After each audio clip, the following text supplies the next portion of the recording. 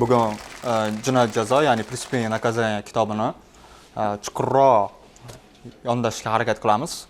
Bugungi prezentatsiyamizni qisqacha, ya'ni rejasi bilan tanishib chiqadigan bo'lsak, birinchi bo'lib asar konteksti, ikkinchi bo'lib fanda, ya'ni jinoyat protsessual jarayonida yangi sindrom qo'shilgan, ya'ni fanda o'zgarish olib kelgan Raskolnikov sindrom haqida ko'rib chiqamiz. Ya'ni Raskolnikovning psixologik holatini sal chuqurroq ochib berishga harakat qilaman. Keyingisi asardagi asosiy obrazlar, uni psixologik holati, ular motivlarini ko'rib chiqamiz. Keyingisi axloqiy va psixologik tahlil. Oxirisida baribir xulosa. Birinchisi asarni yalatirish tarixini ko'rib chiqamiz. Asar Dostoyevskiy juda ham ajoyib tarzda yozilgan bu kitob. Birinchi bo'lib Dostoyevskiy o'z-o'zidan bu asar yozmagan. Birinchi bunga asar yozilishida boshlang'ich asosini bergan narsasi Dostoyevskiy siyosiy faoliyatida o'sha Petrashevskiy doirasida, ya'ni qurol ag'darat tashlamoqchi bo'lgan qo'zg'olonchilar gruppasiga aralashib qoladi va shunda aybdorlik bilan otuvga hukm qilinadi va Sibirga surgunga jo'natiladi oxirida. Eng qiziq joyi shu, agarda pochta yetkazib beradigan odam 2 sekund kecha qolganda biz уже bunaqangi Dostoyevskiyning asarlari va chuqur psixologik tahlillarini ko'rmagan bo'lardik. Keyingisi shu asarni yozilishida yana o'sha Sibirdagi ketkizgan azoblari va insonning ruhiyatini qanchalik chuqurligini mana shu jarayonlarda o'zi anglaydi. Fyodor Dostoyevskiyning o'zi Sibirda bo'lgan? O'zi Sibirda surgun qilingan. Yetkazib bera olmaganda shuni ot tashardi. Ot tashalayotgan joyida, Fyodor Dostoyevskiy ot tashlamoqchi bo'lganda, yo'q, buni qirol hukmini o'zgartirdi, surgunga aralashtirdi deydi. Yengillatgan. Xuddi shunaqa. Keyin u asar boshida bitta kitob holida chiqmagan. 1865 va 66-yilda yozilgan va Ruskiy Vestik jurnalida qismlarga bo'lib chiqarilish boshlangan. Eng qiziq jihati bu yerda asarning nomi Jinoyat va jazo, ya'ni "Преступление и наказание". Преступление so'zi jinoyat deb tarjima qilinadi. Undan tashqari u "преступать" so'zidan olingan hisoblanadi. Chegaradan chiqish ma'nosida ham keltirilgan. Ya'ni bu asarning eng asosiy g'oyalaridan bittasi inson axloqiy chegaralarini bosib o'tadigan bo'lsa, qanaqa oqibatlarga olib keladi. Qisqacha Jane Eyre tartibida ko'rsatishga harakat qilganman, qisqartirib. Bugun asar davomida o'sha Raskolnikov fenomeni, ijtimoiy sabablar, etik va ruhiy o'z-o'zini qanaqa defens mexanizm qiladi, ijtimoiy sabablar, bunda ijtimoiy, ya'ni jamiyatda bu jinoyat sodir qilishida qanaqa o'rni bor bu yerda, mas'uliyat va jazoga ta'sir, kambag'allik va adolatsizlik tufayli sodir qilinadigan jinoyatlar, qahramonning fojiasi oxiridagi va undan tashqari jinoyatning ruhiy oqibatlari haqida ketma-ketlikda ko'rib chiqamiz. Birinchi o'rinda shu Raskolnikov, ya'ni qisqacha spoiler bo'ladi bu asar haqida. Raskolnikov degan talaba bo'ladi. U yuridik kollejda o'qiydi va 2-kursda oilaviy sharoiti to'g'ri kelmaganligiga buni tashlab ketishga majbur bo'ladi va qarzga botib ketadi. Qarzga botib ketganida Lombard, ya'ni garov evaziga qarz oladigan odamdan qarz ovuradi va oxir oqibat bu yerda unda fikr uyg'onadi. Agarda biz sudxo'rni o'ldiradigan bo'lsak, jamiyatga yaxshilik bo'ladi degan g'oya bilan sekin-sekin shakllanishi boshlaydi. Boshida bu o'z-o'zidan bu xayol kelganda risk bu narsani, ya'ni tezkorlik bilan bu jarayonni amalga oshirmaydi. Sekin-sekin bu narsa shakllanadi. Ya'ni jamiyatdagi odamlarning xulq-atvorini o'rganib turib, qiyinchiliklarni o'rganib turgan holatda bu jinoyat sodir qiladi. Ya'ni kampirni o'ldiradi. Keyin bu yerda ijtimoiy sabablarni keltiradi Dostoyevskiy, ya'ni ijtimoiy sabablar, ya'ni jamiyat qanchalik boy va kambag'allar o'rtasidagi tafovut qanchalik kattalashib ketaveradigan bo'lsa, jinoyatchilik oshaveradi deydi. O'shaning uchun davlatning eng muhim funksiyalaridan bittasi shu boylar va kambag'allar o'rtasidagi farqni juda ham qisqartirish, ya'ni ijtimoiy yordamlar to'g'risida deb aytadi. Shu o'sha jinoyat sodir qilinishida ham eng asosiy, ya'ni eng ko'p uchraydigan jinoyatlarni ko'rib chiqadigan bo'lsak, undagi jinoyat sodir qilgan odamlarning motivi qanaqa bo'lgan, ya'ni ular o'zini xohishi bilan qilmagan, ya'ni qasddan sodir qilmagan, majburlikdan qilgan. Xuddi shunaqa. Mas'uliyat va jazoga ta'sir, ya'ni bu asar, ya'ni shunda qasd qilayotgan odamning motivi qanaqa bo'ladi, jazoga nisbatan uni, ya'ni psixologik himoya reaksiyasi qanaqa bo'ladi.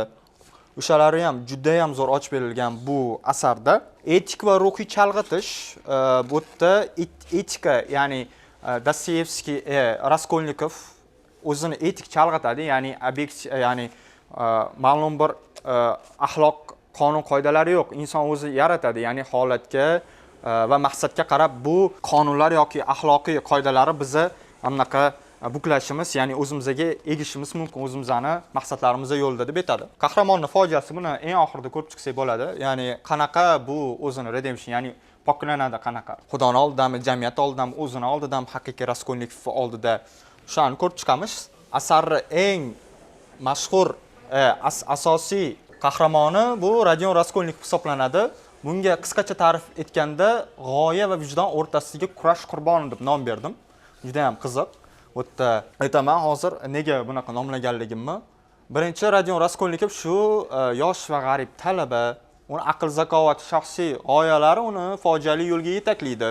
Uning hikoyasi esa inson ongini murakkab va xavfli tabiatini ochib beradi. Boshida aytganimdek, u qarzga botadi, singlisini uzatish kerak bo'ladi, qarzi bo'ladi, talaba bo'ladi. Moddiy qiyinchiliklar tufayli jamiyatda adolatsizlikka qarshi isyon Raskolnikovni oliy maqsad yo'lida jinoyat qilishga undaydi. Ya'ni u g'oyasi qanaqa bo'ladi? Agarda men insonlarni to'g'ri yo'lda o'ldiradigan bo'lsam, shunda meni jinoyatimni oqlasak bo'ladi. Keyingisi ruhiy azoblar, ya'ni jinoyat sodir qilgandan keyin men maza qilib yurishim mumkin, yengil bo'lishim mumkin. Xalq so'zida aytganda yelkamdan tog' ag'darilganday yurishim mumkin deb aytishimiz mumkin, lekin o'z aslida u juda ham bir qiyin ruhiy azoblarga, ya'ni vijdon azobiga qiynaydi. Jinoyatdan keyin Raskolnikov qonuniy jazodan oldin ruhiy azobga giriftor bo'ladi. Uni nazariyasi amalda o'zini oqlamaydi. Ya'ni jinoyat sodir qilgandan keyin ikki xil jazo desak ham bo'ladi. Birinchi o'rinda biz qonun oldida biz jazo o'taymiz va undan tashqari Xudo oldida ham biz vijdon azobi, ruhiyat azobi haqida jazoimizni ham o'taymiz. Va shu azoblardan, ya'ni o'shanga mos jazoni o'tib bo'lganimizdan keyin vijdon azobi bizani qo'yorishi mumkin. Endi eng oxirgi bosqich bu asosan psixodinamikasi tarzida ham qabul qilsanglar bo'ladi, ya'ni shaxsiyat o'zgarishi. Jazoni qabul qiladi. Ya'ni Raskolnikov jinoyatni qanaqa qilib qabul qiladi, ya'ni psixologik jihatdan qanaqa qilib o'zini haqiqiy Raskolnikov oldida qanaqangi yuzma-yuz turadi. Ana o'sha tomonini ko'rib chiqamiz. Keyingisi muhabbat, ruhiy najot. Sonya Marmeladovna ikkinchi asosiy qahramon hisoblanadi. Sonya Marmeladova. Sonya Marmeladova juda ham ajoyib shaxs hisoblanadi. Ya'ni nima desam bo'ladi? Juda ham ajoyib shaxs hisoblanadi. Ya'ni u axloqiy figura hisoblanadi, lekin o'zi uni amallari axloqiy figuraligini aytmaydi. Nimaga? Chunki u qashshoqlik tufayli fohishalik bilan shug'ullanishga qaror qabul qiladi. Shu yerda majbur bo'ladi. Eng qizig'i jamiyatda, chunki uni oldida hech qanaqa qaror, ya'ni tanlov qolmaydi. Shuni oqibatida u fohishalik bilan shug'ullanishga, oilasini boqishga harakat qiladi. Eng qizig'i Dostoyevskiy shunaqangi darajada Sonyani xarakterini ochib berganki, uni biza yaxshi ham deya olmaymiz, yomon ham deya olmaymiz. Ya'ni bu o'quvchini, ya'ni kitobxonni o'ziga vahshiy deb qo'ygan. Eng qiziq iqtiboslardan bittasi, men o'lishdan qo'rqmayman, faqatgina o'limga tayyor bo'lmaslikdan qo'rqaman deb aytadi. Nimaga deb aytadi? Chunki asosan unda axloq birinchi o'rinda turadi, emotsional, ya'ni insonning ruhiy holati birinchi o'rinda qo'yadi deb aytadi. Sonya eng qizig'i 15 yoshli qiz, adasi alkash bo'ladi, adasi o'ladi. O'shandan keyin oilasini boqishga harakat qiladi Sonya. Shuni oqibatida bu yo'lni tanlashga harakat qiladi. Buni ikkalasini, ya'ni Sonya Marmeladova va Raskolnikov ikkalasi bir-biriga muhabbat qo'yadi. Muhabbat qo'ygandan keyin ikkalasini Dostoyevskiy shunaqangi darajada oxirida shunaqangi darajada zo'r ochib bergan, o'z-o'zini qurbon qilish. Ya'ni biz bilamiz, bu asar asosan utilitaristik g'oya, ya'ni qanaqa maqsad vositani oqlaydi, ya'ni har bitta natija maqsadga yo'naladigan bo'lsa, bu haqiqiy adolat hisoblanadi degan narsani ochib bergan. Ana o'shanda ikki xil case bergan, ya'ni Raskolnikov birovni hayotini qurbon qilish oqibatida adolat tiklamoqchi bo'ladi, Sonya Marmeladova o'zini qurbon qilish oqibatida adolatni tiklashga harakat qiladi. Mana shu narsa juda ham bir o'ylantirib qo'ydi. Ya'ni biz bilamiz, utilitarizm birovni hayotini qurbon qilish oqibatida biza adolat tiklaymiz degan g'oyani berishga o'xshaydi, lekin o'shani g'oyani asoschilaridan bittasini aytgan eng zo'r gaplardan bittasi, ya'ni bu konstitutsiyada ham belgilangan inson erkinligi to'g'risida. Inson erkinligi qanaqa bo'ladi? Mana erkinlik doiram birov, ya'ni boshqa odamni erkinligini chegarasiga yetganda to'xtaydi. Ya'ni men o'zimni erkinligim doirasida qurbon qilishim mumkin, lekin birovni chegarasiga yetganda men bu o'zimni boshqa odamni qurbon qilishim kerak emas. Ya'ni adolat boshqa birovni qoni bilan to'lanadigan narsa emas deb aytadi. Keyin Sonya Marmeladova shu Raskolnikov jinoyatini biladi, uni axloqiy o'zgarishga boshlaydi, uni chuqur suhbatlar o'tkazadi Raskolnikov bilan birgalikda. Ana o'shandagi eng qiziq boblaridan bittasi Injilda Raskolnikov bilan Sonya birgalikda bitta bob o'qiydi Injildan. Bu anaqasi tirilish motiv, ya'ni tirilish oyatini o'qiydi. Asarda shu Sonya Marmeladova orqali Injildagi Lazarra tirilishi, ya'ni Isoni tirilishi bobi metaforik tarzda, ya'ni o'xshatish tarzida aks etadi. Sonya o'zini fidoyiligi, mehr-muhabbati bilan Raskolnikovni ruhiy najotga yetaklaydi. Raskolnikov jinoyat sifatida o'z gunohidan poklanish, ruhiy tirilish jarayonini boshdan kechiradi. Sonya tomonidan Injil o'qilishi, ya'ni inson sifatida Raskolnikov shakllanishiga, o'zini gunohini tan olishlikka hech qanaqa himoya mexanizmlarisiz shunchaki o'z Raskolnikov, sof Raskolnikov oldida pok bo'lishga undaydi. Shu tarzda Dostoyevskiy jinoyat va jazolar inson qalbini ruhiy o'zgarishini injiliy, ya'ni diniy motivlar bilan boyitadi va o'quvchiga gunohdan poklanish, najot topish imkoniyatini ko'rsatadi. Va Raskolnikov shu jinoyat jazo asarini o'qib borar ekanmiz, biza xuddi o'sha Dostoyevskiyni bizaga aytmoqchi bo'ladi, hayot ma'nosiz, hayotda biza hech qanaqa ma'nosiz, hech qanaqa bir prinsiplarsiz, ya'ni birov tomonidan yoki jamiyat tomonidan belgilangan prinsiplarsiz yashashimiz kerak emas degan narsani uqtirishga harakat qiladi. Lekin o'z aslida eng asarni tub-tubi eng nuqtalariga yetib borar ekanmiz, bizaga shu diniy motivlari qanaqangi chuqur narsaligi, bizni inson hayotdan u narsani hech qachon chiqarib tashlay olmasligimizni juda ham zo'r ochib beradi bu yerda. Va undan tashqari eng qiziq, ya'ni bu asarni o'rganish davomida qiziq podkastlarni eshitishga harakat qildim. Shu podkastlar davomida bitta juda ham bir qiziq asar haqida iqtibos eshitdim. Dostoyevskiy haqida aytiladi. Qahramonlari, ya'ni asarlaridagi barcha qahramonlarni yovuzlikka eng tubiga olib tushib, ularga Xudoni tanishga harakat qiladi deydi. Ya'ni inson tub mohiyatda faqat chekka holatlarda ochiladi. Ya'ni odamlar oddiy hayotga qarab turmaydi. Uningcha inson chinakam insonni chinakam ko'rishimiz uchun gunohni o'zi bilan yuzma-yuz, ruhiy bo'shliq bilan qamalgan, ya'ni axloqiy falokatda eng past nuqtasiga tushgan holatda biza din va shunga o'xshash bo'lgan ilohiy narsalarni anglashimizga yordam beradi. Asarlarida aytishga harakat qiladiki, baribir insonni ruhiy holati, ya'ni inson omili birinchi o'rinda turadi. Ya'ni bizani qaror qabul qilishimizda, hayotimizni to'g'ri anaqa qilishimizda, jazo bilan yuzma-yuz bo'lishimizda ana shu narsa baribir o'z fonini ochib berishga harakat qiladi. Keyin asar davomida ijtimoiy manzaralar, ya'ni asar davomida jamiyatni ko'proq ochib berishga, jamiyat shunaqangi yomon holatga kelib qolganligiga ochib berishga harakat qiladi. Bu yerda asar fonida Sankt-Peterburg shahrini ochib bergan, ya'ni u qahramonlar ruhiy holatiga ta'sir ko'rsatadigan darajada siqilgan, qorong'u va ajoyib tarzda yaratib beradi. Mana shahar o'zi ko'rishimiz mumkin, juda ham ajoyib, ya'ni klassik uslubda qurilgan binolar o'zi bizaga sal darkroq, ya'ni qorong'uroq kayfiyatda ko'rsatishga harakat qiladi. Dostoyevskiy Sankt-Peterburgning aniq joylarini, qayerda, qaysi holat, qaysi kafeda o'tirganligigacha ochib berishga harakat qiladi. Ko'chalarni, uylarni tasvirlaydi. Bu esa voqeaga realizm bag'ishlaydi. Ya'ni sof haqiqatni ko'rib turgan va haqiqatimizdan hech qanaqa natural elementlar qo'shmagan holatda ko'rsatib berishga harakat qiladi.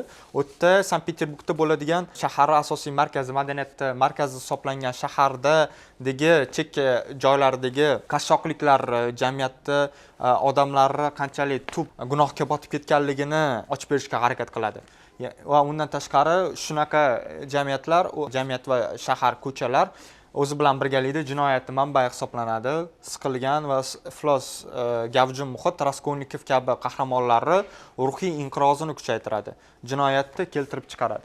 Bu yerda eng qizig'i shu joyi ham tasvirlab berganligi, ya'ni jamiyat ko'proq Raskolnikov jamiyatni ko'proq ichuvchi, bir-biri bilan urushuvchi, bir-birini mensimaydigan tarzda ko'rsatib berishga harakat qilgan. Keyingisi biza jinoyat jazoni falsafiy tahlilini qiladigan bo'lsak, asar g'arbiy Yevropadagi ratsionalizm, nigilizm, individualizm kabi 19-asrda rivojlangan falsafiy oqimlarni ko'rishga harakat qiladi. Ratsionalizm ya'ni inson qaror qabul qilayotganda ratsionga, ya'ni aqlga tayanishi kerak bo'lgan g'oyani ochib beruvchi. Nigilizm hayotda ma'no, mazmun yo'q, axloqlar ya'ni birlamchi axloq mavjud emasligi, inson o'ziga qarab turib individual axloqqa shakllantirish haqida.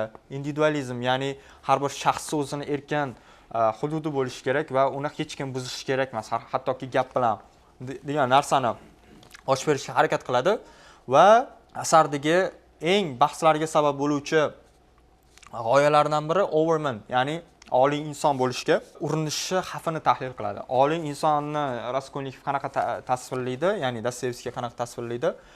Oliy inson qanaqa inson bo'lishi kerak? Asosan uni gazetasidagi maqolasini tergovchi bilan birga muzokara qilishadi, debat qilishadi, tortishadi bu mavzu haqida. Maqola nimadan iborat? Insonlarni ikki turga ajratadi. Maxsus va oddiy insonlarga ajratadi. Oddiy insonlar haqida gapiradiki, oddiy insonlar faqatgina mo'min qobil bo'lib, hech qanaqa jinoyat sodir qilmasdan oddiygina yashashi kerak. Lekin maxsus insonlarda maxsus huquqlar bo'ladi. Ya'ni ularda qanaqa huquq bo'ladi? Insonlarni o'zini g'oyasi yo'lida qurbon qilishi mumkin. Unga eng asosiy idol sifatida tasvirlab beradigan odam Napoleon hisoblanadi. Ya'ni Napoleon xalqni rivojlantirish uchun boshqa davlatlarni bosib olgan, boshqa odamlarni o'ldirgan, shuni oqibatida jamiyatni yuksaltirgan. Har bitta jamiyatda shunaqa overman bo'lishi kerak, ana o'sha overman man deb o'ylagan, lekin oqibatida bu narsa chiqmagan. Adolatning mohiyati, ya'ni Dostoyevskiy shu adolat bobida ham shu asari bilan yetib ketadi. Ya'ni Dostoyevskiy qonuniy jazo va ruhiy ilohiy jazo o'rtasidagi farqni o'rganadi. Haqiqiy poklanishga faqat o'z-o'zini tanqid va tavba orqali erishiladi. Ya'ni o'sha boshida Dostoyevskiy asarida maqsad yo'lida biror bir insonni yoki biror bir jinoyat sodir qilish mumkin agarda maqsad pok bo'ladigan bo'lsa degan fikrni olg'a suradi, lekin asar oxirida birgina gapi bilan pozitsiyasini o'zgartiradi yoki shu g'oyani isbotlashga harakat qiladi. Bitta insonni qiynagan holat, laboratoriya sifatida bir insonning hayotini qilganda, ya'ni biza maqsadlarimiz yo'lida qiladigan kichik qurbonliklar oxir oqibat juda ham katta bo'ladi degan bilan Dostoyevskiy prinsip har doim birinchi o'rinda, biror bir insonning hayoti hech qachon qurbonlik bo'lishi kerak emas, hattoki maqsad pok bo'ladigan bo'lsa ham degan fikrni ochib berishga harakat qiladi. Keyingisi axloqiy tanazzul, jinoyat tashqi harakat tufayli emas, balki qahramonning ichki dunyosida yuz beradigan holat, ya'ni fikrlar bilan bu narsa shakllanadi. Jamiyatda o'rtasidagi qiyinchiliklar tufayli shakllanadigan holat tufayli biror bir fikr uyg'onishida juda ham katta rol o'ynaydi deb aytgan, ko'rsatib berishga harakat qilgan. Undan tashqari asarda psixologik realizm elementlari ko'rinadi, ya'ni asarda qahramonlarning ichki monologlari, tushlari va ruhiy holatlari orqali inson ongini, hissiyotlarini chuqur ochib beradi. Ya'ni o'sha podkast davomida juda ham bir ajoyib fikr o'qigan edim. Ya'ni u fikr nimadan iborat?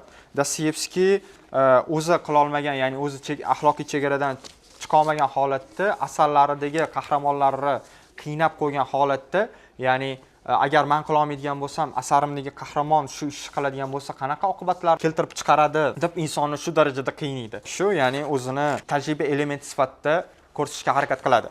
Dostoyevskiyning yana o'sha podkast davomida aytiladiki, asar personajlaridan bittasi Pyotr Petrovich degan tergovchi bo'ladi. U faqatgina Raskolnikovdan farqi, u chegaradan chiqa olmagan, axloqiy chegarani bosib o'ta olmagan holatda Dostoyevskiyning haqiqiy pozitsiyasini ochib bergan deb aytishadi. U tergovchi juda ham bir yomon shaxs hisoblanadi, birovlarni xuddi qiynashga harakat qiladi. Dostoyevskiyning xuddi pozitsiyasini ochib berishga harakat qilgan.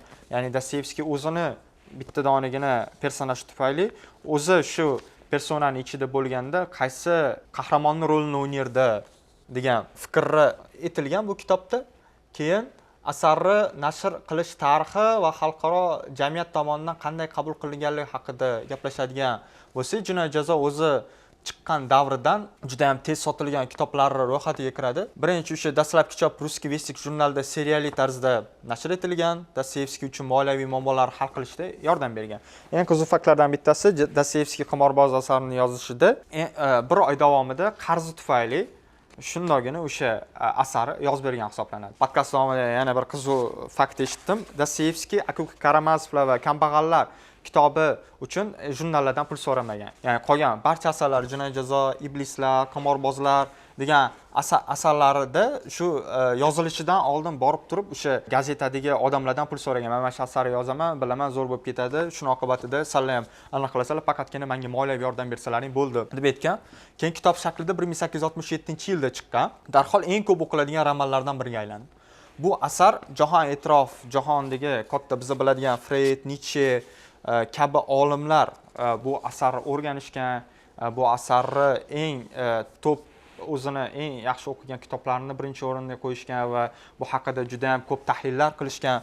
O'shalardan bittasi masalan Nietzsche Dostoyevskiyning eng buyuk psixologlardan biri deb aytadi. 1866-yilda yozilgan bo'lsa, 1883-yilda Zardush tavallosi degan kitobi chiqqan. Zardush tavallosi kitobida asosan Dostoyevskiyni aytgan overman, ya'ni oliy inson haqiqatda bo'lganda qanday yo'l tutgan bo'lardi, uni ruhiy holati qanaqa bo'lardi deb ochib berishga harakat qilgan va bu asarni oqibatida mana biza juda ham ko'p qurbonlari aniq qilganmiz, chunki bu Zardush tavallosi kitobini o'qib turgan holatda Gitler qancha odamlarni qirgan. Va undan tashqari Nobel mukofoti sovrindori iqtisodchi Geri Beker ham Jinoyat jazo kitobini iqtisodiy modelini o'z maqolasida keltirgan. Bu maqolaning tarjimonlaridan bittasi bizning atrofimizda o'tiribdi. Masalan, o'zbek tiliga tarjima qildirtirgan Muhammad og'aynim. O'zi Geri Beker Jinoyat jazo iqtisodiy modelida o'zi nima demoqchi bo'lgan, nimaga bu asar o'rganilishi kerak bo'lganini o'zing qisqacha aytib bera olasizmi? Geri Beker iqtisodchi, behavioral economics bor. Bu qo'l-qator iqtisodiyot deb tarjima qilinadi o'zbekchaga. O'sha mana shu iqtisodiyot yo'nalishida ko'plab tadqiqotlar qilgan va Nobel ham olgan. Uni Jinoyat va jazo iqtisodiy yondashuv degan maqolasi bor. Bu maqolada u jinoyatni ko'payishi yoki kamayishi nimaga bog'liq degan anaqani ekonometrik, ya'ni matematik yo'nalish bilan ochib berishga harakat qilgan. Qanaqa jinoyatni kamaytirishimiz mumkin degan savolga javob bergan, qisqa qilib aytganda. Unda uni modeli bor. U aytayaptiki, jinoyatni kamaytirish uchun jazoning og'irligi emas, jazoning muqarrarligi muhim degan g'oyani ochib bergan. Nimaga? Chunki agar biz jazoni og'ir qilib qo'ysak, lekin jazo muqarrar bo'lmasa, jinoyatchilar, ya'ni masalan, jinoyat uchun 10 yil yoki qamoq jazosi bor yoki Sibirga surgun qilinish degan jazo bor yoki o'lim jazosi bor, lekin u biladi, agar bu jinoyatni qilsa, qaysidir tanishi uni olib qola oladi. U baribir qilishni davom etadi degan g'oyani ochib bergan. Uni modeli bor. Unga ko'ra P bu jazolanish ehtimoli. Agar jazolanish ehtimoli qancha ko'p bo'lsa, demak jinoyatdan olinadigan foyda ko'paytirilgan jazoni ehtimoli ayrilgan jinoyatdan agar qamalsa, ya'ni qo'lga tushsa, yutqazadigan zararini ayiradi. Agar 0 dan kichkina bo'lsa, demak manfiy, demak u yutqazadi. Agar 0 dan katta bo'lsa, demak bu plyus son, qanaqadir musbat son, ya'ni jinoyatdan foyda oladi. Mana shu modelni qilgan, o'sha yerda ko'rsatyaptiki, agar jinoyatni qilganligi uchun oladigan foydasi qancha katta bo'lsa ham, pi juda ham kichkina bo'lsa ham, pi bu 0 dan katta, 1 dan kichkina son-da, 0.1, 0.2, ya'ni 10%, 20%, 30% va 100% ehtimol bilan jazolanish ehtimoli. Keyin o'sha boshida o'sha maqolaning kirish qismida qiziqarli holat aytib bergan. Oldin davlat minimal davlat hisoblangan, ya'ni u jinoyatda masalan o'g'irlik, odam o'ldirish, isyon qilish degan jazolarga davlat faqatgina chora ko'rgan deb aytadi. Ma'lum bir vaqt o'tgandan keyin shu narsadan voz kechadi. Voz kechganidan keyin o'sha jamiyat rivojlanishni boshlaydi. Ya'ni o'sha aytganingdek jazoni muqarrarligi oshishni boshlaydi. Ya'ni boshqa jinoyat turlari, ya'ni pul yuvish, shunga o'xshash bo'lgan jinoyatlarni ham davlat tartibga solishga harakat qilgan, ya'ni u bilan kurashishga harakat qilgan deb aytadi. O'zbek tiliga 1977-yilda Ibrohim G'ofurov boshchiligida bu asar tarjima qilinadi va qizg'in kutib qolinadi. Jinoyat jazo bugungi kun kontekstida ko'rib chiqiladigan bo'lsa, 150 yildan ortiq vaqt oldin yozilgan roman bo'lsa ham, u asosan inson ruhiyati, sotsial adolat, axloqiy masalalar bo'yicha muhim savollarni qo'yishda davom etadi. psixologik dolzarblik, ya'ni asarda boshida ta'kidlaganimdek Raskolnikov sindromi, ya'ni biror bir jinoyat sodir qilgandan keyin inson o'zini qanaqangi oqlaydi. Bu asosan shu fanda o'zgarish olib kelgan, ya'ni Raskolnikov sindromi bo'lib kirgan. Men jinoyat sodir qilyapman, demak bu jamiyatga yoki odamlarga yaxshilik qiladi, ya'ni maqsaddan vositani oqlaydi degan narsa bilan jinoyatchi o'z-o'zini oqlashga, hattoki qisqacha tilda aytganda o'zini o'zi aldashga harakat qiladi. Eng qiziq faktlardan bittasi 2001-yil o'sha 11-sentyabr voqealaridan keyin Yevropa ittifoqida shunaqangi bir konvensiya qabul qilishga harakat qilishgan, ya'ni u bir muddat ishlagan. Ya'ni qanaqa? Agarda samolyot yoki shunga o'xshash bo'lgan vositalar odamlarni qirishga yoki odamlar hayotiga zomin bo'lishga harakat qiladigan bo'lsa, uni raketada urib tushirilishi mumkin degan g'oya ilgari surilgan. Juda ham qizg'in bahslar bo'lgan va shuni oqibatida bu qonun ishlagan va bu hech qachon prinsiplar, ya'ni masalan Murodjon aka bilan ya'ni juda ham ko'p bu mavzuda bahslashamiz, ya'ni qirish kerakmi degan. Murodjon aka zo'r argument aytadilar, ya'ni agarda shu qiriladigan odamlarning qatorida sizni oilangiz bo'lganda siz qanaqa qabul qilgan bo'lardingiz, o'zingiz qanaqa qabul qilgan bo'lardingiz degan ideyani beradilar. Bu faqat shunga juda ham bir qiziq argument.